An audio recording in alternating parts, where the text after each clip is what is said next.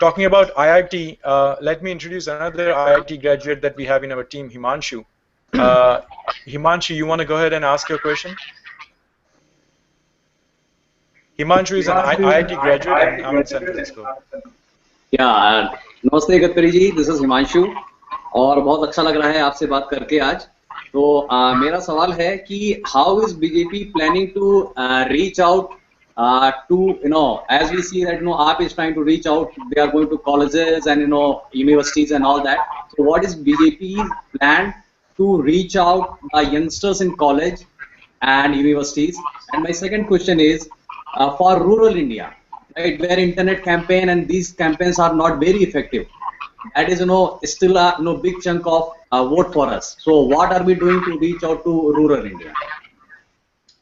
सबसे पहली बात है सोशल मीडिया बहुत एक्टिव है और सोशल मीडिया एक्टिव होने के कारण स्वाभाविक रूप से नए बच्चों तक, लड़कों तक हम लोग भी पहुंच रहे हैं और हम लोग politics of progress and development इस बात को लोगों तक ले जा रहे हैं।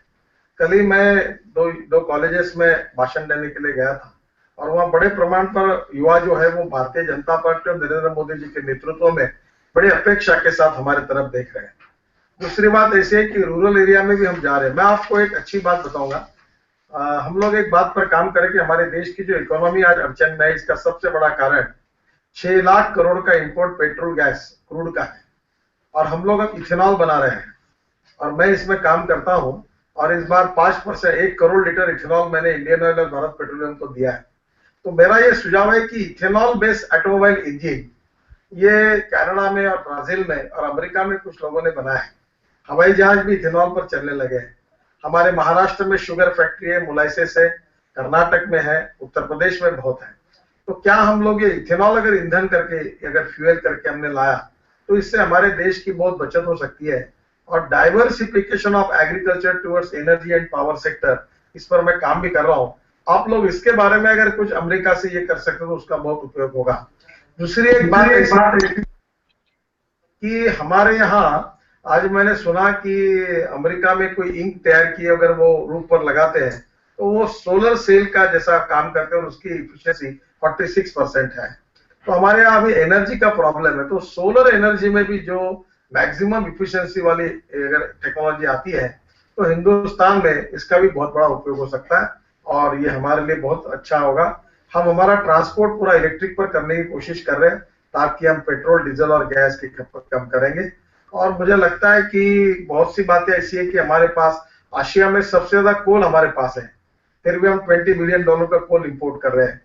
$60 बिलियन का गोल्ड हम इंपोर्ट कर रहे हैं, जबकि हमारे पास भी गोल्ड है और हम निकाल नहीं पा रहे हैं। हमारे यहाँ इलेक्ट्रॉनिक्स हार्डवेयर जो है उसका $60 बिलियन का इंपोर्ट है और हमारा इंपोर्ट एक्सपोर्ट का इम्बैलेंस अब $350 बिलियन का है। हम हमारा एक्सपोर्ट बढ़ाना चाहते हैं और इंपोर्ट कम करना चाहते हैं और हमारी इकोनॉमी को स्ट्रांग करना चाहते हैं। अब तो हमारी $1 पर $1 पहले था, आज वो हर $62 तक पहुंचा है।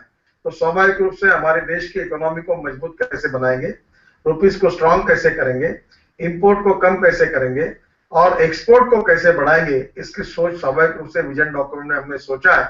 आपके भी इसमें कुछ सुझाव होंगे तो जरूर हमें भेजिए।